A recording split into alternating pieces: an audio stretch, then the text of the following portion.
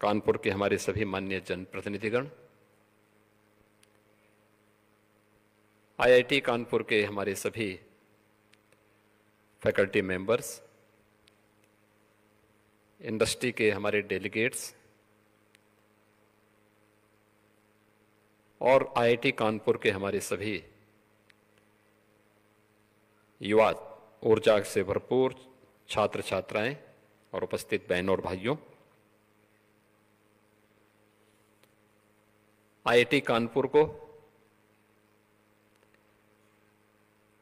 समन्वय के इस विजन के लिए मैं हृदय से धन्यवाद देते हुए आप सभी प्रतिनिधियों का मैं प्रदेश सरकार की तरफ से हृदय से स्वागत करता हूं, अभिनंदन करता हूं। यह महत्वपूर्ण विषय जिसे लेकर के आज यहां पर यह समन्वय, इंडस्ट्री एकेडमिया कोलैबोरेशन की कार्रवाई कैसे आगे बढ़ सकती है और खास तौर पर आज के उन ज्वलंत मुद्दों को लेकर के जो दुनिया की आवश्यकता है, समाज की सुरक्षा से जुड़ा हुआ है और एक कॉमन मैन के जीवन स्तर को ऊपर उठाने का है। Artificial intelligence, cyber security and sustainability, इन तीन महत्वपूर्ण पिलर्स को लेकर के यहां पर अलग अलग टेक्निकल सेशंस चलेंगे और उन सभी मुद्दों पर चर्चा होगी जिन मुद्दों को लेकर के आज एक सामान्य नागरिक, समाज, देश और दुनिया जिनके बारे में चिंतित भी है और जिनसे लाभान्वित होकर के अपने आप को आगे बढ़ाना चाहती है। पिछले 11 वर्ष में आपने बदलते हुए भारत को देखा है। ये बदलता हुआ भारत जो आज फिर से दुनिया की सबसे बड़ी तेजी के साथ उभरती हुई अर्थव्यवस्था में से एक है, आज दुनिया की चौथी बड़ी अर्थव्यवस्था बन चुका है और अगले 2 वर्ष में भारत दुनिया की तीसरी बड़ी अर्थव्यवस्था बनेगा। तीसरी अर्थव्यवस्था के बाद दूसरी अर्थव्यवस्था बनने का जो समय होगा उसमें इन सब का योगदान होना है।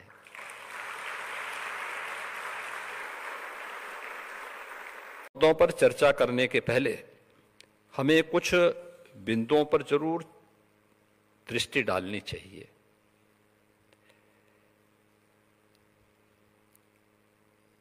हम लोग जब भारत की बात करते हैं, कुछ लोगों को लगता है कि क्या भारत ये कर सकता है। मुझे लगता है कि यहां पे जितने भी हमारे फैकल्टी मेंबर्स हैं यहां पर, वे सब इस बात को देखते होंगे, जानते होंगे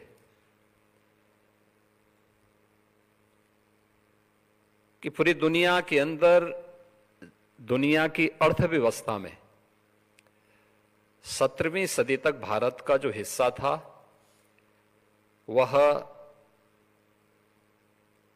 नंबर 1 पर था। भारत दुनिया की सबसे बड़ी अर्थव्यवस्था थी। आज से 300 वर्ष पहले भारत दुनिया की नंबर 1 की अर्थव्यवस्था थी। ग्लोबल जीडीपी में भारत का जो कंट्रीब्यूशन था वह 25% था।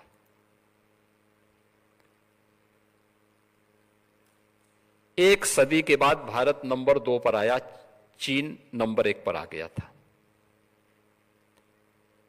लेकिन पिछले 150-200 वर्षों के अंदर ऐसा क्या कुछ हुआ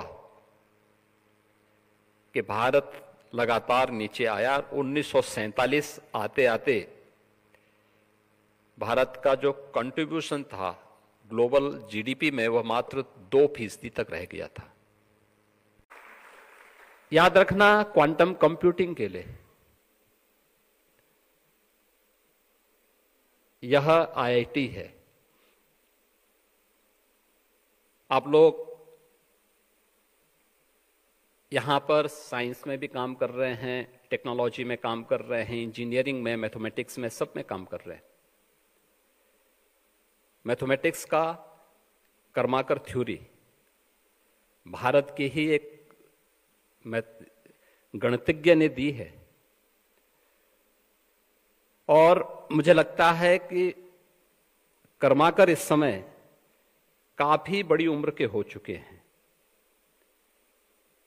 और मेरा प्रयास होगा कि मैं उनको आईआईटी कानपुर के साथ जोड़ूं। आप देखना, क्वांटम कंप्यूटर से भी बेहतर कंप्यूटर वो देने की सामर्थ्य रखते हैं। उनकी थ्योरी को थोड़ा आप देखिए कभी, उसकी स्पीड, अगर आप कभी उसके बारे में जानेंगे, आप उसको आगे बढ़ा सकते हैं। वे इस दिशा में बहुत बड़ा योगदान आपका कर सकते हैं, और दुनिया को एक नया अनुभव आप करा सकते हैं। कर्माकर थ्योरी इसमें बहुत बड़ी भूमिका का निर्वहन कर सकता है। अब थोड़ा सा उस दिशा में आगे बढ़ने की आवश्यकता है। लेकिन आज इंडस्ट्री की जो आवश्यकता है, इन 3 महत्वपूर्ण विषयों को लेकर के हमने पिछले 8 साढ़े 8 वर्ष के अंदर प्रधानमंत्री मोदी जी के नेतृत्व में उत्तर प्रदेश के अंदर, आप में से ज्यादातर लोगों ने उत्तर प्रदेश को बदलते हुए देखा होगा, और उत्तर प्रदेश के अंदर पिछले 8 साढ़े 8 वर्ष के अंदर जो कुछ भी हम परिवर्तन करने में सफल हुए हैं, आदरणीय प्रधानमंत्री जी के मार्गदर्शन में, उनके विजनरी लीडरशिप में हम लोगों ने उस दिशा में जो कार्य बढ़ाए हैं, उसके बेहतरीन परिणाम भी हम सबके सामने आए हैं।